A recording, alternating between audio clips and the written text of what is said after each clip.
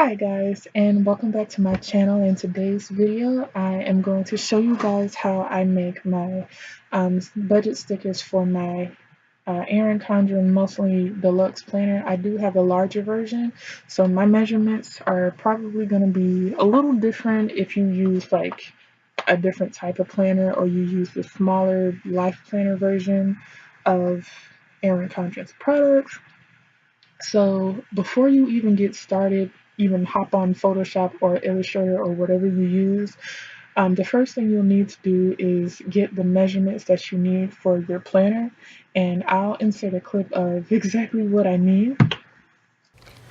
Okay, so this is what I mean by doing the measurements for your planner. This is my um, monthly deluxe planner from last year, and the measurements are the same from last year to this year, so I just continue to use the measurements from here. But as you can see, like, I went ahead and did like measurements for half boxes, like the length of one of the monthly boxes, how big I would have to do the washi strips, to cover either this section or to cover like the dates as well.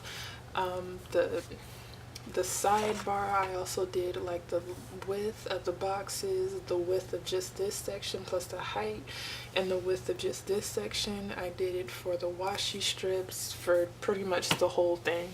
So if you're planning on making like stickers and stuff for your planner, I would suggest maybe you can copy a page out of your current planner if you have any, weeks that you didn't, or any monthlies that you didn't write in. Just use those dates. Maybe you can just write it in pencil so that you can have a reference for when you're making stickers. Now, when you have all that set up, then you can hop into the world of Adobe or CorelDRAW or Microsoft Paint or whatever you use to start making the stickers. What I use are Adobe products. I started off using Adobe Photoshop. Now I kind of do them in Adobe Illustrator because I also like implementing Clipart from different Etsy shops. But I'll show you how I make my most basic budget stickers, the ones that I was using in my first couple of budget videos, and then I'll show you how I make my newer ones with the clip art. Um, right now, for the basic budget stickers, I'm in Adobe Photoshop. I'm going to open up a new file, which is just a standard 8.5 by 11 inch for standard paper. Go ahead and create that. Then it'll open this up. Now, I just go ahead and make a new layer. I just do this automatically for anything I do. I never really do anything on the background. That's just me.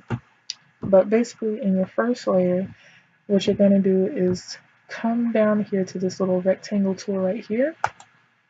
Click on that, and then just click anywhere on the screen and make your square or rectangle or whatever.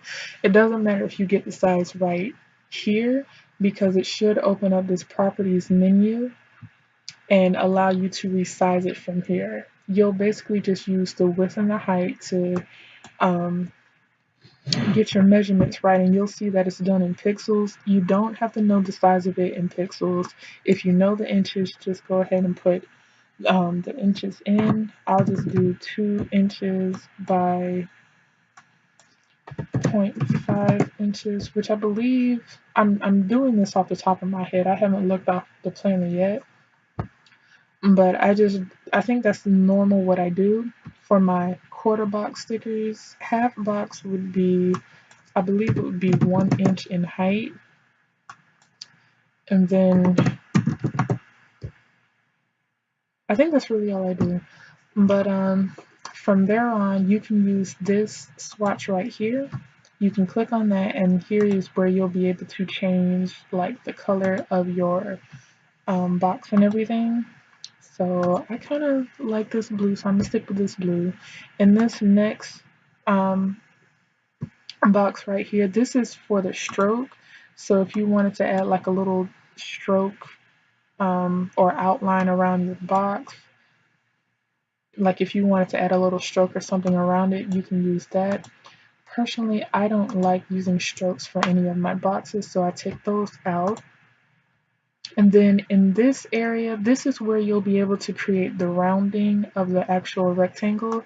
So if you wanted to make like a rounded quarter box, then you can put in 50. This will automatically update as long as this is enabled. If it's not enabled, then if you change it, it'll only change one side. But I'm going to enable it again and change it back to 50. Unable that and change it back to 75. Enable it and change it back to 0. So we're going to keep this as our rectangle because that is the most basic of them all. Now you're going to come over to the layer and you're going to click on the name, and this window should pop up. If you click on the actual layer picture, a completely different menu will pop up. So make sure you click on the name. You're going to go to rasterize layer, which just means that we can color it and all that good stuff in Photoshop. So yeah. Then we're going to create another layer. This is where we're going to create our page flag. Now this is going to seem complicated to some. I know it was complicated for me because I just couldn't figure out how to make a page flag, and I was going to use the pen tool, but I was still trying to figure things out. So if this is a little too complicated for you, I'm sorry. But basically you're going to come over here. I usually just make them black, and we're going to make our box. We are going to make the width about 0.75 inches and then make the height the same height as the box, the rectangle box. I just take my strokes off, and that's all we do there. I'll go ahead and rasterize this layer because we're done with it for now. We're going to click and hold on this box so that this selection comes up. I'm going to go all the way down to custom shape tool. And what you're going to do here is up in this bar, you're going to have all these options. You're just going to go all the way over to the right and you're going to come to shape. I already have triangle selected, but if you don't have that, probably most likely if you just open up Photoshop and you don't really use these shapes and you just decide to use them today to make stickers, you're probably not going to have this shape readily available, and that's okay because all you have to do is go to this gear section right here, click on that, and you're going to come down to all. You're going to click on that and it's going to ask you if you want to replace the current shapes from all. No, you don't want to do that, so do not click OK and do not click cancel. What you want to hit is a pin. What it's going to do is it's going to add the remaining selections to whatever you already have available, but since I've already done that, I don't need to do it again. So I'm just going to make this a different color. I'm going to draw out my square. I'm going to take away the stroke. I just got something against strokes around shapes. I'm just playing. But you're going to go to your edit menu, then you're going to come down to transform path and click rotate, and you just want to rotate it to where the top of the triangle is kind of facing towards the square. So we're just going to click OK. I'm gonna bring this over, and this is where we'll start making the square, but first I'm just going to make it smaller. You can make it even sizing by hitting the shift button and then clicking on the corner where I am and then just making it smaller. So you just want to go ahead and center it, and for this I like to kind of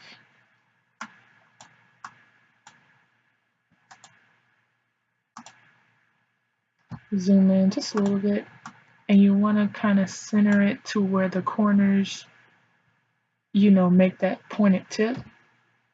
And basically what you're going to do is go back to your edit menu and scale again, and you can hit the shift key because then you're going to use one of these middle boxes right here, and you're just going to pull them out, And what you're trying to do is make it wide enough so that you can make the kind of page flag that you desire. Now again, I'm pretty sure there's a way simpler way to do this. This is just what always turned out to be a little bit easier for me.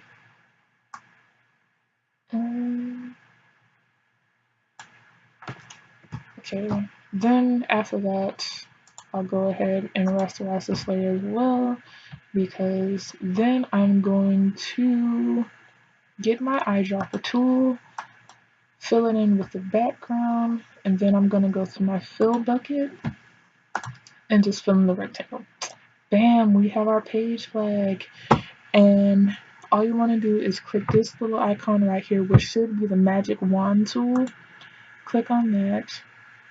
Well, actually, before we do that, we want to combine our shapes. So you can do that by clicking the, if you need to make sure you're clicking on the right labels, you can just click on the eyes just to make sure you're combining the right two. You're just going to hit this one. Sorry it cut off on me, but basically what you want to do is hit the rectangle layer, hit shift on your keyboard, and hit the shape layer on your keyboard. Right click, and then you're going to come down to merge layers. You're going to merge that, and then you're going to get your magic wand tool, and you're just going to click in the little black section so that you have the shape selected. Now what you can do from there is just fit it on your box. Boom, there you go. And all you want to do is just combine these two layers. You want to merge layer again, and basically all I do at this point is select both selections. You can do that by clicking on one selection, hold shift, and click the remaining selection. Then you copy that and I just switch it back to the move arrow, and basically you just copy paste. Now basically when I do this, I pretty much just save this as a template. I just create a whole bunch of them, as you have probably seen in my budget videos. And I just make a whole template of them and I save them.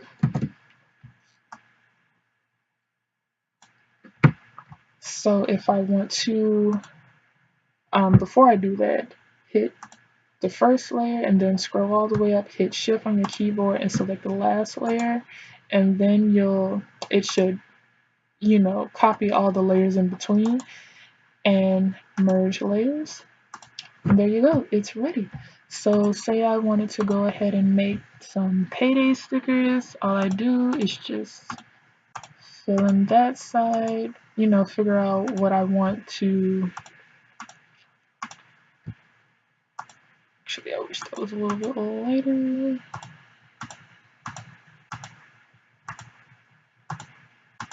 Perhaps I want to make some payday stickers, or maybe I just want to do some Valentine's Day stickers. and there you go. There you have it. That's how I make my most basic budget stickers. So if you want, you can stay tuned to see how I do them now in Adobe Illustrator. Okay, so we have our our new file, our new document open in Adobe Illustrator. What we're going to do here is click. Now this would normally probably be the rectangle tool, but it works the same as Photoshop, where you just click and hold and it'll open up the selection and you just choose the rounded rectangle. It's pretty much the same way as in Photoshop, but in Adobe Illustrator it uses it as points, which is nothing to worry about because you can still just input 2 inches and it'll change it back. It'll just keep it in the point format, but it's still 2 inches by ½ an inch. And there we have our rectangle. Again, under the Appearance tab is much like the Properties menu in Photoshop. Here is where you'll choose to fill for your box or whatever. So let's say we were doing it in April, which is why I like the purple, because in the Erin Condren planners, purple or periwinkle or whatever is the theme for April. And then of course it'll automatically have the black stroke, but I just remove that because that is my preference. Okay, and when you're done with that, I just deselect it, and then I go in to make the writing area. So basically I just take this tool again and I make a smaller one inside the box, and I just change the fill to white. I don't really like a solid white. I like a little bit of opacity, so I think I normally do like 80% or like 95%, and then I just kind of move it in a little bit. Now with this, you can just copy and paste like more, and you can resize them. You can resize it to your liking.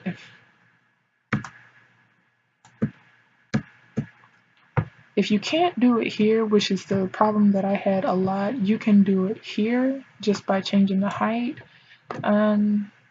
Say you wanted to do 0.15 inches, and it would make it small enough for you to fit, at least 2 of them in there. So you would copy and then you paste, and then you could fit another one below it. But I am not going to do that. I just want to do the regular one.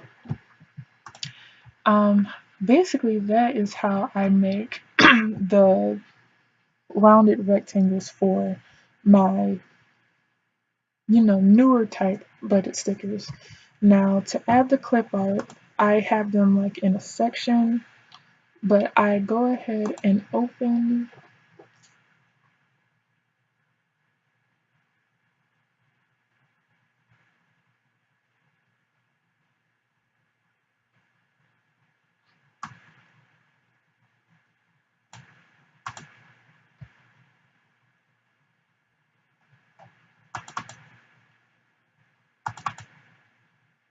Okay, so this is like all the clip art that I bought.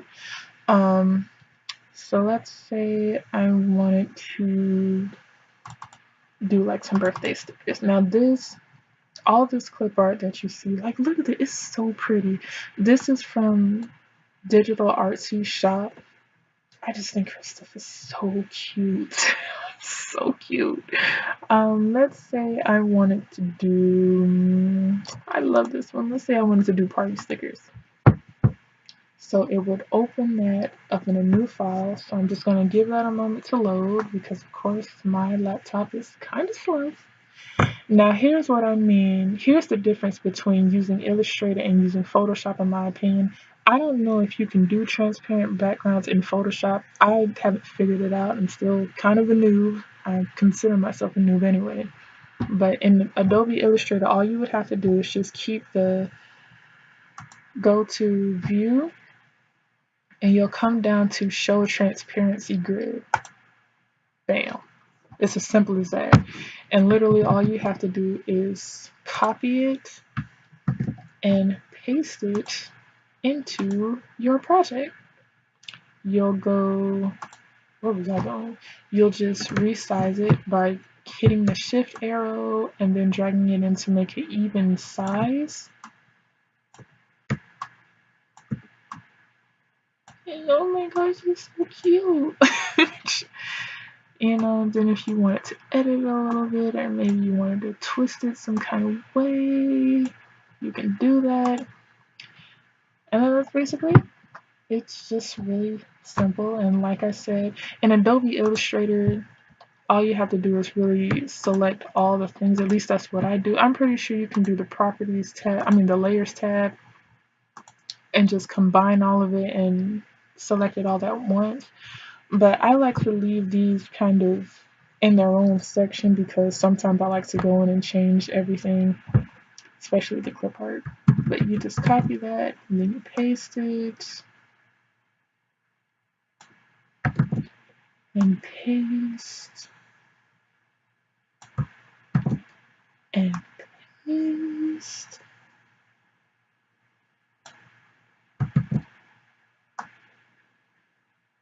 And like I said, normally when I make these stickers, I make them as templates. So, and then if I wanted to change the color of it, I just click on the properties tab. I go to the fill layer, and yellow is too bright for me, but that's okay. And then I haven't figured out where. I just go in and change all the colors. And there you go. It's really as simple as that. So with that, I hope you guys enjoyed. I hope it was simple to follow along with. If it wasn't, I'm sorry. Still trying to get used to using these programs. Instead, I hope this tutorial helped you guys. I hope it was pretty easy to follow along with, and that you guys are able to go out and make your own cool and fancy stickers or whatever for your planners. And I hope you guys have a wonderful rest of your day. Bye bye.